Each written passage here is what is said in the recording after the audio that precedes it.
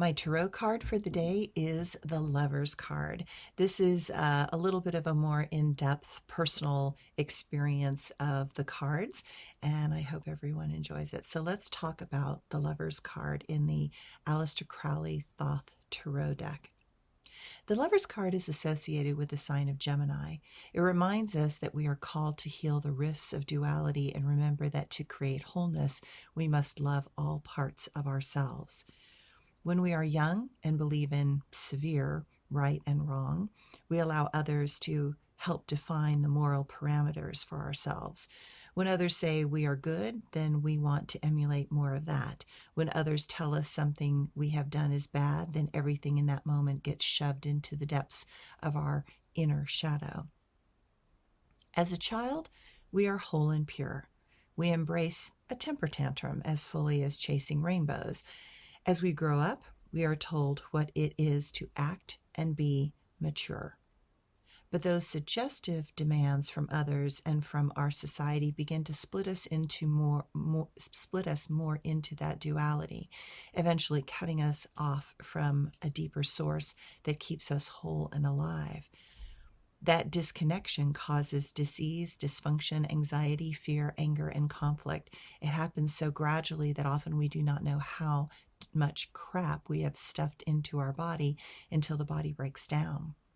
Only then do we take a hard look and see how things we have disowned have taken us too far into the duality, and now we have to find a way back. That way back can surface as another person coming into our lives that embodies that shadow, but from a place of playful expression rather than shadowy repression. That gives us the first clue. That clue is that nothing is bad unless the intention motivating it is hateful, selfish, or revenge-driven. Through another person, we learn that what we have labeled as our shadow and hidden away from sight might not all be bad. We learn to express those parts in ways that are enlivening and playful. Such an experience can be tremendously freeing. That is how we become more whole.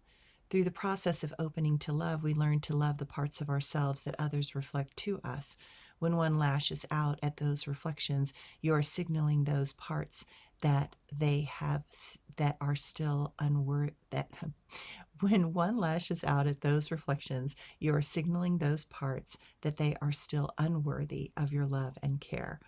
That is why this card is about the alchemical transformation that happens when we decide that no part of ourselves can be left behind. We are here to love all that we are, all that we have been, all our mistakes and faults, and all our failed attempts. When we decide that even the dark parts were simply searching for love and bring them back into the fold of our essence, the wholeness that happens allows love to expand in new ways. We cannot truly love another if we do not know how to love ourselves. In this world, we are all down here to learn to love. We are all here to learn to love not just the things we like and are attracted to. We are here to learn to love everything in this reality.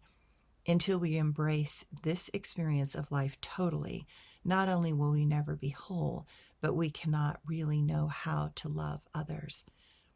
A fractured person thinks love is giving another what they want because they would be happy. A healing person believes love is about sharing our journey with others and helping others to heal. This form of love is about learning to listen and being more present. A person who has reclaimed wholeness recognizes that one can tell the truth to another without anger, bitterness, resentment, or fear. They understand that truth can be highly disruptive to those still trapped in dysfunction, but they do it in a way that puts a crack in the ego's armor. They do not wait for that armor to shatter or break. There's no point in that. Each person will need to unravel the truth in their own way and in their own time. Egos have no defense against truth offered with kindness and understanding.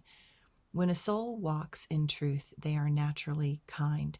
When such a soul sees suffering, they will give what will break open awareness, not necessarily what will make the soul feel better in the moment.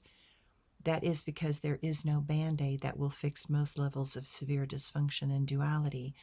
The only thing that ever truly heals is truth. And that is why when truth is offered with a kind heart and caring words, one should pay very close attention, because the secret to your wholeness might be encased in those intentional words. Thanks, everyone.